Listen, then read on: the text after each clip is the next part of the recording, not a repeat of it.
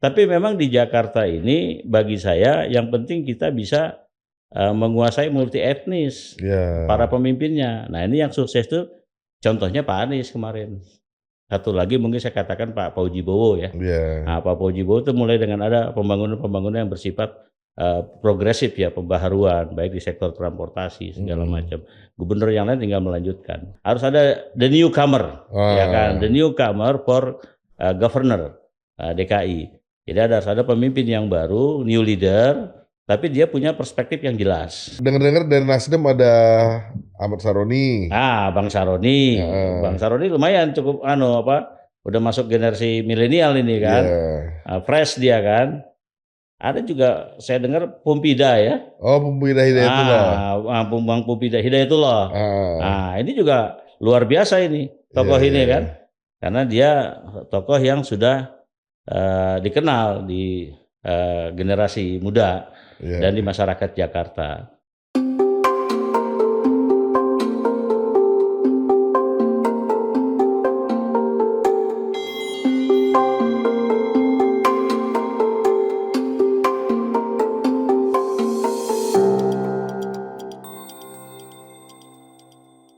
Oke, Assalamualaikum warahmatullahi wabarakatuh. Apa kabar Sobat Forum? Kembali lagi ketemu bersama kami dalam program Forum Ngobdar, Ngobrol bersama Darwin.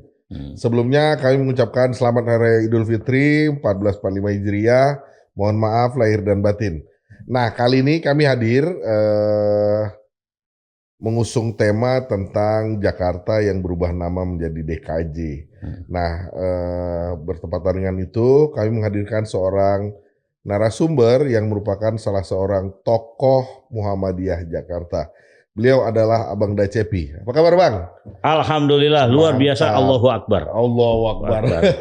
Bang, makasih udah mau hadir di tengah-tengah kami. Alhamdulillah, sama-sama ya. Mohon maaf lahir dan batin. Ya, kalau aneh pantun. Pantun, silakan Bang. Jaka sembung makan ikan bawal. Oke. Ditemenin ame potitin. Cakep. Iya. Berhubung ini masih suasana Syawal, aneh mohon dimaafin lahir dan batin. Iya. Masuk ya? Masuk. Bang lagi sibuk apa sekarang Bang? Ya? Lagi sibuk apa sekarang? Ya sekarang lagi sibuk silaturahim sawalan ya kan. Silaturahimnya kan macam-macam nih. Ada silaturahim ide dan gagasan, ya kan. Ada silaturahim bisnis.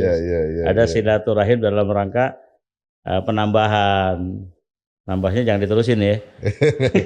Bang, oke. Siap. Ini kan Abang sebagai yang mewakili masyarakat Jakarta dari tokoh Muhammadiyah gitu ya.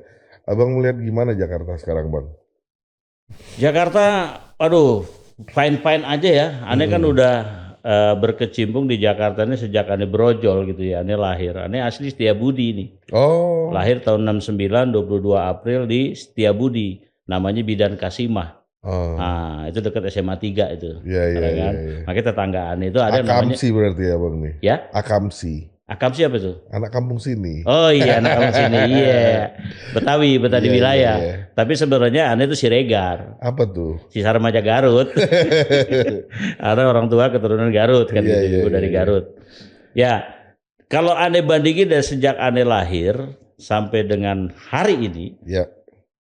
Jauh lah kemajuannya kan. Ya. Fasilitasnya makin membaik, transportasi, sarana dan prasarana, kemudian pariwisatanya juga, bahkan fasilitas umum dijadikan bisa tempat wisata zamannya Pak Anies nih.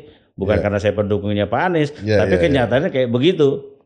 Tapi memang di Jakarta ini bagi saya yang penting kita bisa menguasai multi etnis para pemimpinnya. Nah ini yang sukses tuh contohnya Pak Anies kemarin. Satu lagi mungkin saya katakan Pak Fauji Bowo ya. Nah, Pak Fauji Bowo itu mulai dengan ada pembangunan-pembangunan yang bersifat progresif ya, pembaharuan baik di sektor transportasi segala macam. Gubernur yang lain tinggal melanjutkan.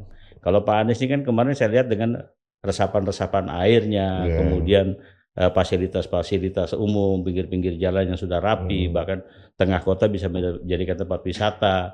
HI di Permak udah luar biasa. Dulu waktu kecil saya HI suka berenang tuh, ya kan, tahun-tahun 70-an dah tuh. Di HI kita datang jalan kaki dari Setiabudi, kita cuma mau berenang doang di HI. Cuma kolam cuma ada di situ. Sekarang Masya Allah, yang namanya hotel Indonesia dulu jadi Kaspersky sekali ya. Hotel-hotel yang Kaspersky. kemajuannya luar biasa. Dari sisi bidang pembangunan ya, pembangunan fisik, kemudian juga masyarakatnya juga yang semakin majemuk juga semakin tertata rapi kok, tertata bagus, dan yang saya banggakan sampai sekarang dengan kemajuan yang luar biasa ini, semangat keagamaan masyarakat Jakarta makin kuat. Oke. Itu yang luar biasa. Kalau kita bicara Muhammadiyah, eksistensi Muhammadiyah di Jakarta itu seperti apa, Bang? Ya, kalau bicara Muhammadiyah itu kan sejarahnya kalau orang tahu tuh dari Keramat Raya itu, ya kan, dari Keramat Raya, Garuda yang orang tahu kan. Kalau di selatan ada Kebayoran Baru. Ya, yang jelas yang sangat dirasakan oleh masyarakat Jakarta Muhammadiyah itu di sektor pendidikan, Bang. Sektor pendidikan dengan turut sertanya Muhammadiyah menggerakkan bidang pendidikan dan juga bidang kesehatan. Bidang pendidikannya kita lihat sekolah-sekolah kan, sekolah-sekolah, perguruan tinggi, ya kan. Walaupun UMJ itu, nah kampus kita itu kan kampus antum juga nih. UMJ itu kan Universitas masih Jakarta sebenarnya, ya kan? Universitas masih Jakarta, bukan Muhammadiyah, masih Jakarta itu. Atau walaupun udah Tangsel tuh ya. Walaupun udah Tangsel, tapi masih Jakarta. Universitas masih Jakarta, karena di bawah masih Muhammadiyah Jakarta. Nah, kemudian atau universitas masuknya jauh dulu kan? Iya, jauh ke dalam. Masuknya jauh ke dalam kan itu. Nah itu salah satu kebanggaan lah Muhammadiyah Jakarta. Tambah lagi dengan adanya Rumah Sakit Islam Cempaka Putih, Rumah Sakit Islam yang sudah berkembang di wilayah timur, wilayah utara, ini yang kita bangun di wilayah selatan. Jadi saya rasa peran Muhammadiyah ini sangat dirasakan oleh masyarakat Jakarta karena kita fokus concern di bidang pendidikan dan kesehatan tadi, ditambah juga dengan keagamaan. Oke, Bang, per Februari kemarin kan Jakarta resmi tidak lagi menjadi ibu kota, Bang. Ya. Abang melihat seperti apa transisi Jakarta dari ibu kota menjadi ke daerah khusus perekonomian global? Ini ada perubahan kan, ini udah bukan ibu kota lagi nih kita sekarang di Jakarta. Walaupun Jakarta sudah tidak ibu kota lagi, tapi Jakarta tetap kota besar. Nah, kota yang sangat menjanjikan, kota yang sangat bisa memberdayakan semua orang. Ya kalau boleh saya usulkan jadi bapak kota aja sekarang. Ya kan, ibu kota di sana, bapak kotanya di Jakarta kan begitu. Ini kan jok aja gitu ya. Jadi tetap kebesaran Jakarta itu orang tidak bisa melupakan dan orang masih membutuhkan itu. Apapun masalahnya ya, karena mungkin karena ada persoalan-persoalan yang menuntut dari banyaknya multi etnis, ya kan, multi sosial, multi kepentingan segala macam, sehingga ada upaya untuk memindahkan kota Jakarta. Walaupun saya pribadi nggak setuju, tapi walaupun terjadi pemindahan itu dilakukan dan sudah dilakukan, ya tetap Jakarta tetap kota besar. Jakarta adalah kota kita semua. Dan bagi masyarakat Muhammadiyah di Jakarta, Jakarta juga kota Muhammadiyah kan gitu. Nah, begitu kira-kira dah. Nah kalau gitu bagi masyarakat Muhammadiyah apa yang diharapkan dengan berubahnya Jakarta dari ibu kota menjadi daerah khusus ekonomi global? Ya kita harus mampu bersaing tentunya kan. Satu, mampu bersaing dengan meningkatkan kualitas sumber daya manusia, kualitas sumber daya alam, kualitas kemajuan yang sudah ada kita raih selama ini, dan predikat-predikat yang sudah ada di Jakarta atas dasar atas dari tangan para pemimpin-pemimpin kita, ini nggak bisa dilupakan. Ini harus berkesinambungan terus berjalan. Dan saya rasa ini yang dikatakan oleh masyarakat Muhammadiyah, Jakarta harus menjadi kota berkemajuan sesuai dengan tagline-nya Muhammadiyah, berkemajuan kan begitu. Terus berlanjut. Bang, tadi kan abang sempat menyatakan, abang sebenarnya ya kalau boleh jujur nggak begitu setuju ya dengan perubahan ibu Jakarta tidak lagi ibu kota gitu. Sebenarnya apa sih Bang yang diragukan gitu ya, yang dikhawatirkan dengan Jakarta tidak lagi menjadi ibu kota gitu? Ya, jadi pergeseran budaya yang dilakukan nanti di tempat yang baru, dengan kota-kota yang ditunjuk sebagai kota yang baru, apakah sudah siap 100%? ya kan. Kemudian Jakarta ini kan prosesnya tidak seperti membalikan telapak tangan. Iya, ini kan ada sejarahnya kan. Ada sejarahnya dan itu memakan waktu ratusan tahun. Udah 400 tahun lebih ya. 400 tahun lebih. Dan ini sebuah perjuangan dari para pendiri-pendiri dan sejarawan kita ini yang merupakan perjuangan yang tidak bisa dikecilkan begitu saja. Satu itu dari sisi sejarah. Nah terus yang kedua dari sisi ekonomi, karena banyaknya masyarakat yang sebenarnya boleh dikatakan bergantung kehidupannya ke Jakarta ini, terutama masyarakat pendatang atau kaum urban gitu kan. Kemudian mereka datang ke Jakarta untuk mengadukan nasibnya untuk meningkatkan keekonomian mereka. Nah itu satu hal yang sampai sekarang masih saja bisa kita lihat, maksudnya masih kita lihat di Jakarta tuh masih banyak yang seperti itu. Nah kalau di tempat lain secara politis apa iya kita bisa mengatur ibu kota kita sendiri? Ya karena kan itu, mohon maaf, di tempat yang baru kan nilainya bukan semata pembangunan, semata investasi. Betul. Semata investasi. Nah investasi ini investasi dari mana kan gitu loh? Apakah ini investasi seluruh masyarakat Indonesia? Nah ini mesti kita perjelas lebih lanjut, mesti kita diskusikan di kemudian hari gitu ya, atau kita perdalam lagi. Kalau hanya untuk menguntungkan segelintir kelompok atau segelintir orang, ya buat apa? Sudah aja ke Jakarta aja lagi kan gitu. Itu menurut pendapat saya pribadi. Oke. Tadi Abang sempat menyebutkan Jakarta ini kan menjadi magnet buat pendatang, betul, buat pendatang gitu ya. Nah, kita bicara ke depan, ketika Jakarta ini sudah bukan lagi menjadi ibu kota, akankah Jakarta masih tetap menjadi magnet seperti yang lalu? Atau Jakarta ini justru malah akan ditinggalkan gitu. Tadinya jadi kota yang didatangi oleh banyak masyarakat gitu ya, dari multi etnis. Setelah nggak jadi ibu kota malah bakal ditinggalkan. Gimana Abang melihatnya? Apa? Kalau saya melihat ini Jakarta ini ke depan ini malah akan lebih berkembang, walaupun bukan ibu kota. Mungkin bisa kita samakan dengan kota di New York misalnya kan, jadi pusat bisnis atau sebuah kota yang penuh dengan transaksi atau kegiatan-kegiatan bisnis. Jadi walaupun sebagian penduduk Jakarta misalnya di pagi hari ini sampai sore ini ada 10.000, begitu malam ternyata cuma ada 10 juta, begitu malam ternyata tinggal 3 juta. Karena 7 jutanya semua pada ke Bekasi, tidurnya Depok, kan pada di Bogor. Jadi pada urbanisasi ke sana gitu untuk tinggalnya aja, tapi tetap mereka mencari rezeki di Jakarta kan begitu.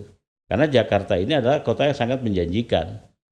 Ini kan karena persoalan yang ya mungkin saya bisa katakan agak politis saja, karena gagalnya reklamasi dulu kan, reklamasi pantai segala macam yang didengarkan oleh para kontestan gubernur yang lalu dengan sekelompok kepentingan kan gitu, pemangku kepentingan, kebijakan segala macam, sehingga ini ada upaya bahwa Jakarta ini seolah-olah gitu loh menjadi kota yang harus ditinggalkan.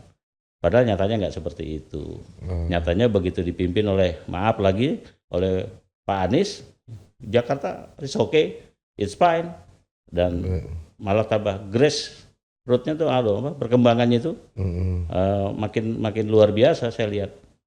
Orang nyaman kok sekarang di Jakarta, nggak punya mobil nyaman pakai kendaraan umum. Bahkan yang punya mobil pun malah berebut mau pakai kendaraan umum atau fasilitas umum yang sudah disiapkan oleh pemerintah daerah. Jadi ini satu hal-hal yang nyata lah ya, yang kita lihat keseharian, bahwa apa iya ini yang baru bisa seperti ini nantinya.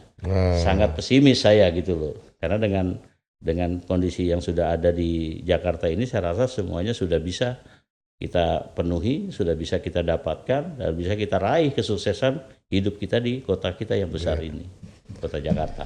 Nah, Abang udah agak singgung dikit tadi nih Bang, kita langsung coba tanya aja. Nah, ini kan dalam waktu dekat akan ada pemilihan gubernur Jakarta ya. Iya. Seru nih Bang. Kita lihat ada beberapa nama udah muncul gitu ya. Nah, Abang melihatnya bagaimana? Kira-kira apa ya?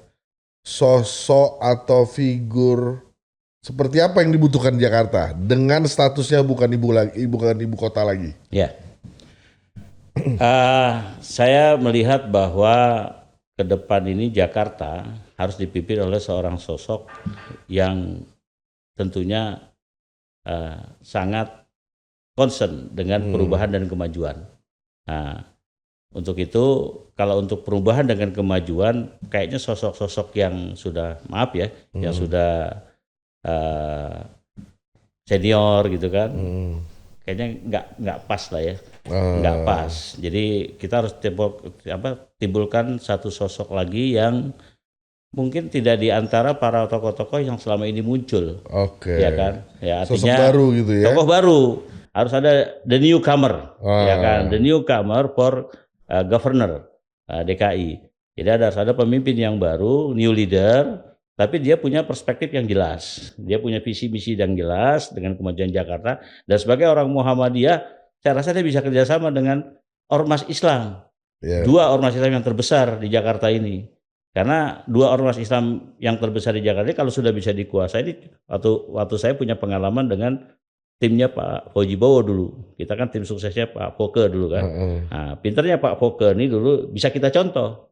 Dia bisa menggabungkan dua ormas besar yaitu NU dengan Muhammadiyah.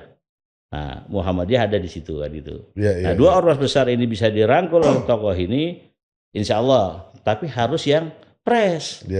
Harus yang fresh, harus ya yang potensinya tuh tidak senior banget gitu loh. Kalau bisa jauh dari tokoh-tokoh yang selama ini muncul terus gitu kan. Ada lagi, muncul lagi. Ya kalau menang sih nggak apa-apa, udah muncul kalah lagi kan, Masya Allah. Artinya dengan status barunya Jakarta butuh sosok yang baru. Tokoh baru nih. Tokoh baru. Untuk memimpin Jakarta. Memimpin Jakarta. Dari generasi yang sekarang lah, zaman now gitu ya. Bukan zaman yang nggak terlalu tua lah berarti ya. Ya, gitu berarti ya. Generasi milenial kali ya. Milenial sekarang ya. Nah, bukan Gen Z, jangan. Iya. Dari beberapa nama yang muncul Bang, ada sosok itu kira-kira kalau menurut pengamatan Abang? Ya, tokoh-tokoh muda yang mesti kita cari. Tokoh-tokoh muda, ya kan ada di beberapa ormas, ada di beberapa, mungkin partai juga ada mungkin tokoh-tokoh itu yang belum pernah muncul misalnya. Kalau dari Golkar kan sudah ada RK ya. Kali aja Golkar punya tokoh lain selain RK kan gitu loh. Ada nggak sih yang lebih muda dari RK kan gitu? Gitu misalnya kan gitu kan. Dengar-dengar dari Nasdem ada Ahmad Saroni. Bang Saroni. Bang Saroni lumayan cukup udah masuk generasi milenial ini kan. Fresh dia kan. Ada juga saya dengar Pumpida ya. Pumpida Hidayatullah. Bang Pumpida Hidayatullah. Ini juga luar biasa ini tokoh ini kan. Karena dia tokoh yang sudah dikenal di generasi muda dan di masyarakat Jakarta. Orang cukup kenal lah dengan beliau. Terus yang tokoh-tokoh muda lagi ya mungkin dari kalangan biasanya selebritis ada yang maju nih ya. Cuma kita belum tahu siapa ya. Ada dua tokoh muda ini saya rasa udah cukup mewakili ya. Artis-artis kita senang berpolitik akhirnya. Sedang berpolitik sekarang kan kalau mau jadi politikus gampang, jadi artis dulu. Ya kan? Jadi artis jadi politikus. Jadi politikus kan begitu. Iya. Lebih mudah jalurnya. Buat apa kita berkader di partai politik tapi begitu pas DPR ya artis-artis juga dipilih kan gitu. Iya. Harus populis. Iya. Nah, kira-kira dengan hadirnya sosok baru, tokoh baru gitu ya, buat Jakarta yang baru gitu. Untuk Muhammadiyah sendiri harapannya seperti apa Bang ke depan buat Jakarta? Ya, kami berharap Muhammadiyah ya terutama bahwa keberagaman yang ada ini lebih dikuatkan. Dikuatkan dalam artian lebih diserasikan lagi. Harmonisasi kebersamaan ini karena kita tahu bahwa di Jakarta ini sangat beragam, sangat heterogen, sangat multi etnik ya kan, dan multikultural pula kan gitu. Nah, tokoh yang akan kita munculkan nanti atau kita pilih nanti, kita dukung nanti, kita sokong nanti ya harus memahami dulu persoalan ini. Karena dasarnya Jakarta itu adalah dari multi tadi. Yeah. Nah, terus yang kedua, dia memiliki visi misi ke depan bahwa Jakarta ini harus lebih baik dari yang kemarin-kemarin. Sebelumnya. Nah, sekarang sudah baik nih. Harus ada yang satu kesan bahwa ada ciri bahwa ada satu yang ditingkatkan lebih baik dari yang kemarin. Kalau dengan bahasa politiknya itu ya, bahwa Jakarta itu harus berani mengambil sikap untuk beda dengan yang lalu kan gitu. Yeah. Nah, pemimpin ini yang kita butuhkan. Okay. Saya rasa seperti itu. Dua ini sangat penting. Ya, ya. Bang, kita ngopi dulu iya. biar ini. Saya lihat Abang udah agak ini nih. Agak nganu. Bismillahirrahmanirrahim.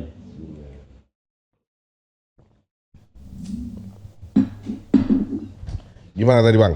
Ya, satu lagi mungkin sebagai warga Muhammadiyah ya tetap kerjasama selama ini kita dengan pemerintah daerah di Jakarta ini cukup bagus ya, cukup baik.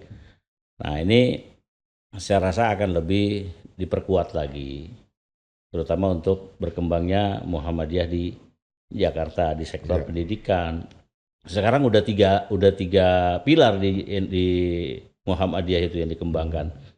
Yang pertama adalah pilar di bidang pendidikan.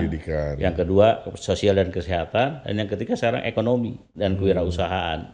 Ini tiga pilar ini yang Muhammadiyah sangat punya kepentingan dengan Jakarta. Oke. Seperti itu. Bang, terakhir sebelum kita bubar, kira-kira ada yang mau disampaikan terkait Jakarta ke depannya, terkait Muhammadiyah atau terkait calon pemimpin buat Jakarta? Ya,